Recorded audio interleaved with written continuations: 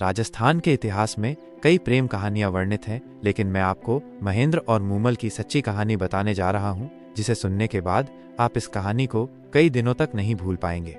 ये कहानी न केवल राजस्थान बल्कि पूरे भारत में वर्णित सबसे प्रसिद्ध प्रेम कहानियों में से एक है। तो इस सच्चे कहानी के अंत तक मेरे साथ बने रहें इस वीडियो में। और ये वो सच्ची कहानी है जो आपकी रूह कंपा सकती है। नमस्कार दोस्तों, मैं खेतशा बालास बाड़मेर राजस्थान से हूँ और आप KS बालास ऑफिशियल यूट्यूब चैनल देख रहे हैं। इस चैनल को अभी सब्सक्राइब करें और कमेंट बॉक्स में अपने गांव या शहर का नाम भी लिखें और इस सच्ची घटना को पूरा देखें। ये कहानी राजस्थान के पश्चिमी क्षेत्र में स्थित अमरकोट से शुरू होती है, जो वर्तमान में पाकिस्तान में है। उस समय अमरकोट पर राजकुमार महेंद्र का शासन था, जो न केवल एक बहुत बहादुर राजा थे बल्कि लंबे और सुंदर भी थे, जिनके चेहरे पर एक अनोखी चमक थी। शायद इसी सुंदरता ने इस दुखद प्रेम कहानी को जन्म दिया, जिसके बारे में इतिहासकारों ने लिखने में संकोच किया होगा। दरअसल दोस्तों, एक दिन महेंद्र अपने बहनोई गुजरात के शासक हमीर जडेजा के साथ शिकार पर जाते हैं। लेकिन आज महेंद्र ने फैसला किया था कि वो एक खरगोश का शिकार करेंगे। इसलिए एक खरगोश की तलाश में महेंद्र और उनके बहनोई अमीर जडेजा निकल पड़े। उन्होंने आसपास के इलाके में खरगोशों की तलाश की, लेकिन उन्हें कहीं भी खरगोश नहीं मिला।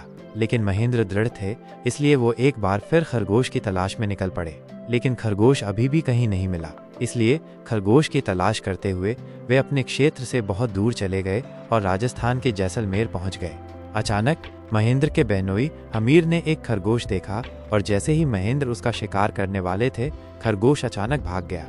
महेंद्र और अमीर ने खरगोश का पीछा किया और राजस्थान के जैसलमेर के पास काक नदी पर पहुंचे, जहां खरगोश घाघ नदी में कूद गया और शिकार उनके हाथ से निकल गया। अब थके हुए महेंद्र और हमीर नदी के किनारे एक पेड़ के नीचे बैठ गए।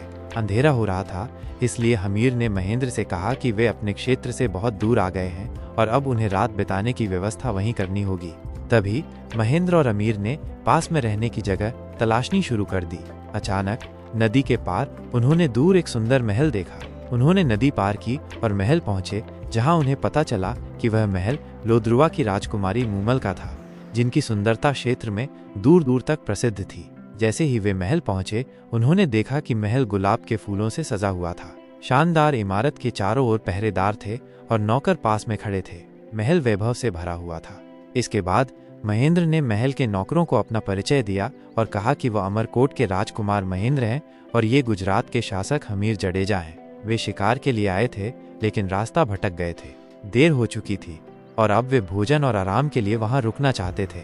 इसके बाद द्वारपाल उन्हें महल के अंदर ले गया और उनका गर्मजोशी से स्वागत किया गया। उनके आराम और भोजन की व्यवस्था की गई। अब भोजन करने के बाद महेंद्र और अमीर अमरकोट के लिए निकलने की तैयारी कर रहे थे। लेकिन जैसे ही वे निकलने वाले थे, एक नौकर राजकुमारी का संदेश लेकर उनके पास आया और कहा कि राजकुमारी मूमल उनसे मिलना चाहती हैं, लेकिन एक साथ नहीं, अलग अलग। तो राजकुमार महेंद्र ने अपने बहनोई हमीर से कहा, आप बड़े हैं, इसलिए आपको पहले राजकुमारी से मिलना चाहिए।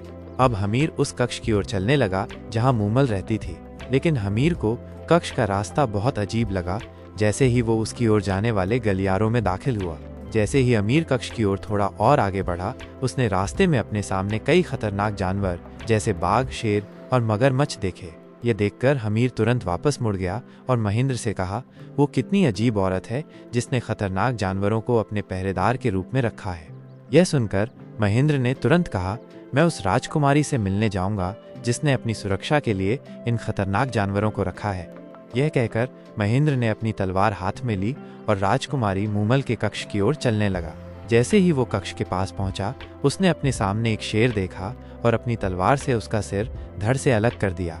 जैसे ही सिर अलग हुआ, महेंद्र को एहसास हुआ कि ये सब असली नहीं बल्कि मोम का बना हुआ था, हालांकि वे असली दिख रहे थे। उसके बाद महेंद्र राजकुमारी मूमल के कक्ष में पहुंचा। जैसे ही उसने कक्ष में प्रवेश किया, महेंद्र की आंखें सामने के दृश्य पर टिक गईं। उसने एक सुंदर युवती को हिरण जैसी आंखों, कमर तक लंबे बालों और शरद पूर्णिमा की रात के चांद जैसे चेहरे के साथ अपने सामने खड़े होकर महेंद्र का इंतजार करते हुए देखा। और यह युवती कोई और नहीं बल्कि लोद्रुवा की राजकुमारी मूमल थी, जिनकी सुंदरता क्षेत्र में दूर दूर तक प्रसिद्ध थी। लेकिन इस कहानी में उसके साथ क्या होता है, वो सुनने के बाद आपके शरीर के रोंगटे खड़े हो जाएंगे और आपकी आत्मा भी कांप उठेगी। इसके बाद उस कक्ष में खड़े महेंद्र मूमल से अपनी आंखें नहीं हटा सके। वह उसे देखकर मंत्रमुग्ध हो गया था। मूमल इतनी आकर्षक थी कि महेंद्र उस पर मोहित हो गया, और यहाँ मूमल भी इस लंबे, सुंदर, राजसी व्यक्तित्व वाले युवक की ओर आकर्षित हो गई, और अपनी पहली मुलाकात में ही दोनों एक दूसरे के प्यार में पड़ गए। अब मूमल और महेंद्र बातें करने लगे, और वे अपनी बातचीत में इतने मग्न हो गए कि उन्हें ये भी एहसास नहीं हुआ कि रात कब बीत गई। और अब अगली सुबह जब महेंद्र ने राजकुमारी मूमल से अमरकोट जाने की अनुमति मांगी, तो मूमल ने महेंद्र को रोक लिया और उसे शादी का प्रस्ताव दिया। यह सुनकर महेंद्र ने कहा कि वो इस प्रस्ताव को स्वीकार नहीं कर सकता, क्योंकि महेंद्र की पहले से ही कई रानियां थीं, लेकिन फिर भी दोनों एक दूसरे से अलग नहीं होना चाहते थे। इसलिए मूमल ने महेंद्र से कहा, तुम यहाँ से एक शर्त पर जा सकते हो। और मूमल ने ये शर्त रखी कि उसे हर दिन उससे मिलने आना होगा। राजकुमार महेंद्र ने ये शर्त स्वीकार कर ली, और इस शर्त को स्वीकार करने के बाद वो अमीर जडेजा के साथ अमरकोट के लिए रवाना हो गया। लेकिन अमरकोट आने के बाद महेंद्र को हर जगह सिर्फ राजकुमारी मूमल ही दिखाई देती थी। लेकिन उसे इस बात की अंदरूनी चिंता भी थी कि वो हर दिन इतने कम समय में अमरकोट से लोद्रुवा की 100 मील की दूरी कैसे तय करेगा। लेकिन उसने राजकुमारी मूमल को वचन दिया था, इसलिए वो उस वादे को भी नहीं तोड़ सकता था। और इसी चिंता के साथ वो एक ऊंट चरवाहे के पास पहुंचा और उससे पूछा कि क्या कोई ऐसा ऊंट है जो उसे शाम के बाद जैसलमेर के लोद्रुवा ले जा सके और सुबह होने से पहले उसे वापस अमरकोट छोड़ सके। इस पर ऊंट चरवाहे ने राजकुमार महेंद्र को अपना सबसे तेज ऊंट चीतल दिया, और अब इस तेज चीतल पर सवार होकर महेंद्र हर रात मूमल से मिलने जाता और सुबह होने से पहले अमरकोट लौट आता और बिना किसी को बताए अपने कमरे में सो जाता। और ये लगभग 8 महीने तक चलता रहा। हर रात महेंद्र मूमल के पास जाता और सुबह होने से पहले अमरकोट लौट आता और अपने कमरे में सो जाता। अब दोस्तों, धीरे धीरे महेंद्र की सभी रानियों को शक होने लगा। तो एक दिन सभी रानियां मिलकर सबसे छोटी रानी के पास गईं और उससे हर रात महेंद्र के गायब रहने का कारण पूछा, क्योंकि महेंद्र पिछले 8 महीनों से अपनी रानियों को समय नहीं दे रहा था और इससे उन्हें शक हो गया था। अब जैसे ही सभी रानियां सबसे छोटी रानी के पास पहुंची, सबसे छोटी रानी ने कहा कि उसे नहीं पता कि महेंद्र रात में कहाँ जाते हैं। वो हर रात गायब हो जाते थे और सुबह वापस आकर अपने कमरे में सो जाते थे। तो इसी चिंता के साथ महेंद्र की सभी रानियां अपनी सास के पास गईं और उन्हें पूरी घटना बताई। तब महेंद्र की मां ने सबसे छोटी रानी से पूछा कि जब महेंद्र घर आता था तो उसकी क्या हालत होती थी। तो सबसे छोटी रानी ने कहा कि महेंद्र पूरी तरह से भीगा हुआ होता था और सुबह जल्दी आकर अपने कमरे में सो जाता था। इस पर महेंद्र की मां ने सबसे छोटी रानी से कहा कि अगली बार जब महेंद्र भीगा हुआ आए तो वह उसके बालों से टपकता हुआ कुछ पानी ले आए। और सबसे छोटी रानी ने वैसा ही किया। उसने महेंद्र के बालों से टपकते हुए पानी को एक बर्तन में इकट्ठा किया और अपनी सास को दिखाया। जैसे ही महेंद्र की मां ने उस पानी को चखा, उसे एहसास हुआ कि ये काक नदी का पानी है। अब महेंद्र की मां सब कुछ समझ गई कि उसका बेटा हर रात उस क्षेत्र की सबसे खूबसूरत राजकुमारी मूमल के पास जाता था, जिसका महल काक नदी के किनारे था। और अब जब महेंद्र की रानियों को इस बारे में पता चला तो उन्होंने महेंद्र को मूमल से मिलने से रोकने की योजना बनाई और उन्होंने उस ऊंट को जहर दे दिया जिस पर राजकुमार महेंद्र जाया करते थे, ताकि महेंद्र मूमल से मिलने लोद्रुवा न जा सके। अगले दिन जब महेंद्र चीतल के पास गया तो उसने देखा कि उसका ऊंट चीतल मर चुका है। ये देखकर महेंद्र चिंतित हो गया और सोचने लगा कि अब वो हर दिन मूमल के पास कैसे जाएगा। और इसी चिंता के साथ वो एक बार फिर उसी ऊंट चरवाहे के पास गया और उससे चीतल जैसा ऊंट मांगा जो उसे चीतल की तरह लोद्रुवा ले जाए और उसी रात उसे वापस अमरकोट छोड़ दे। यह सुनकर ऊंट चरवाहे ने महेंद्र को एक मादा ऊंट के बारे में बताया जो चीतल जैसी नहीं थी, लेकिन उसकी गति के बराबर थी, जो उसे जल्दी से लोद्रुवा ले जाएगी और एक रात में उसे वापस अमरकोट ले आएगी।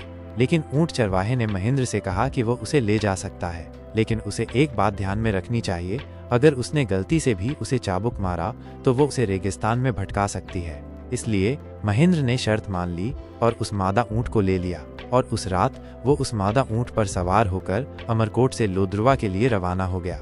लेकिन दोस्तों, रास्ते में मूमल से मिलने की जल्दी में महेंद्र ने गलती से उस मादा ऊंट को चाबुक मार दिया और जैसे ही उसने उसे चाबुक मारा, मादा ऊंट उसे रास्ते से भटका ले गई।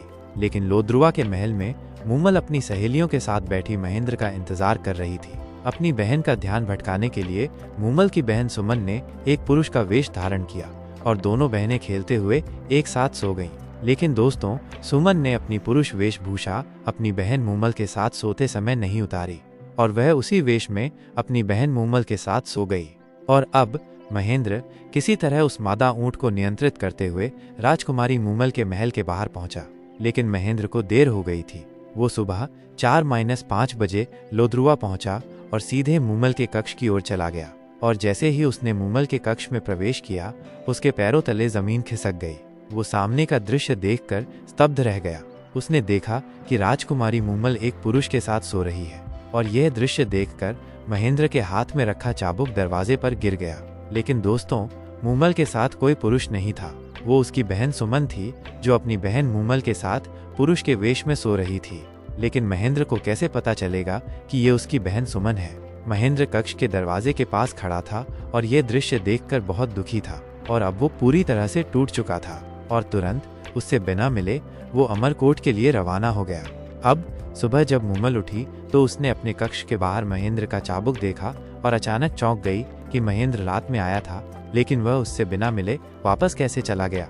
तो मूमल ने सोचा कि शायद महेंद्र ने सुमन को किसी और पुरुष के लिए गलत समझ लिया था, जिसके कारण वह गुस्सा हो गया होगा और उससे बिना मिले चला गया होगा।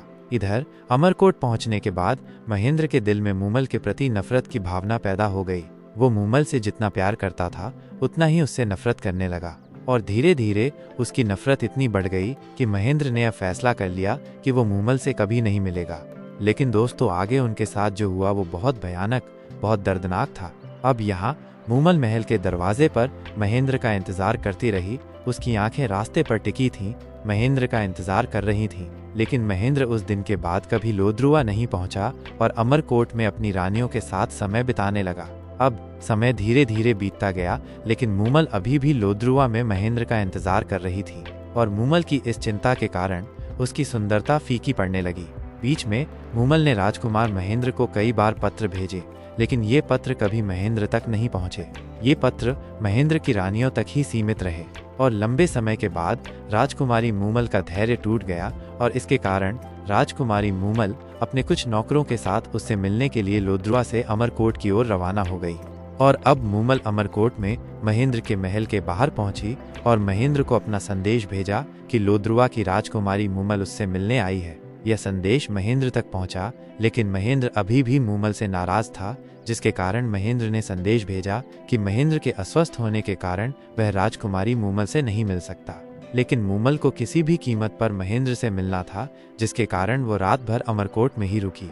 और अगली सुबह मूमल ने फिर से संदेश भेजा कि अब महेंद्र का स्वास्थ्य कैसा है, क्या वो अब उससे मिल सकता है। लेकिन एक बार फिर महेंद्र ने मना कर दिया। लेकिन मूमल हार मानने वाली नहीं थी। मूमल वहीं रुकी रही और हर दिन महेंद्र से मिलने का संदेश भेजती रही। और महेंद्र भी कई बार मूमल से मिलना चाहता था, लेकिन उसका अहंकार उसकी इच्छा को खत्म कर देता था। अब इसके बाद मूमल को लगा कि उसके हर संदेश का जवाब ना में है। तो अब मूमल ने अपनी भावनाओं को व्यक्त करने के लिए गायन करने वाले संदेशवाहकों की मदद ली। और ये संदेशवाहक बेचैन होकर मूमल का संदेश लेकर महेंद्र के पास पहुंचे और उस संदेश का गीत गाया, जिसमें उस रात की सच्ची घटना का वर्णन था। और उनके वर्णन को सुनने के बाद महेंद्र ने अपने मन में सोचा कि अगर मूमल उसका इतना इंतजार कर रही थी तो शायद मूमल सच कह रही थी। और इसके कारण महेंद्र भी अब मूमल से मिलना चाहता था। लेकिन उससे मिलने से पहले महेंद्र अपने उत्तेजित मन से मूमल की अंतिम परीक्षा लेना चाहता था। महेंद्र ने अपने एक दरबारी को बुलाया और उसके माध्यम से मूमल को संदेश भेजा। महेंद्र ने दरबारी से कहा कि वो जाकर राजकुमारी मूमल से कहे कि पिछली रात महेंद्र को एक काले सांप ने काट लिया था, जिसके कारण महेंद्र की मृत्यु हो गई है। और अगली सुबह महेंद्र का दरबारी दौड़ा और उस स्थान पर पहुंचा जहां मूमल डेरा डाले हुए थी। और दरबारी ने मूमल से रोते हुए कहा, यह बहुत दुखद खबर है कि पिछली रात राजकुमार महेंद्र को एक काले सांप ने काट लिया, जिसके कारण राजकुमार महेंद्र की मृत्यु हो गई है। और जैसे ही ये शब्द राजकुमारी मूमल के कानों तक पहुंचे, लोद्रुआ की राजकुमारी मूमल, जो अपनी सुंदरता और हंसमुख स्वभाव के लिए पूरे क्षेत्र में प्रसिद्ध थी, यह सुनते ही जमीन पर गिर पड़ी। और राजकुमारी मूमल को ये खबर सुनकर इतना बड़ा झटका लगा कि राजकुमारी मूमल ने वहीं दम तोड़ दिया। और दोस्तों, ये बहुत दर्दनाक था और पास खड़े लोगों की आंखों में आंसू आ गए। और इसके बाद जब महेंद्र को यह खबर मिली कि राजकुमारी मूमल, जो उससे इतना प्यार करती थी, उसकी मृत्यु की खबर सुनते ही अपनी जान दे दी, तो राजकुमार महेंद्र को भी झटका लगा। उसने सोचा कि उसकी एक परीक्षा के कारण राजकुमारी मूमल, जो उससे अपनी जान से ज्यादा प्यार करती थी, ने अपनी जान दे दी। यह सोचते हुए राजकुमार महेंद्र भी मूमल के लिए पागल हो गया, और पागल होने के कारण राजकुमार महेंद्र ने भी कुछ समय बाद मूमल की याद में दम तोड़ दिया। तो दोस्तों, ये थी राजस्थान की सच्ची प्रेम कहानी, जिसका वर्णन करते समय शायद इतिहासकारों की आंखें भी नम हो गई होंगी। और दोस्तों, आज महेंद्र और मूमल की दुखद प्रेम कहानी जैसलमेर के पास बने मूमल महल की दीवारों से सुनाई जाती है। तो दोस्तों, मैं आपसे एक नई कहानी के साथ मिलूंगा। तब तक अपना ख्याल रखें और अपने चैनल को अभी सब्सक्राइब करें और कमेंट बॉक्स में अपने गांव या शहर के नाम के साथ अपने विचार लिखें। धन्यवाद।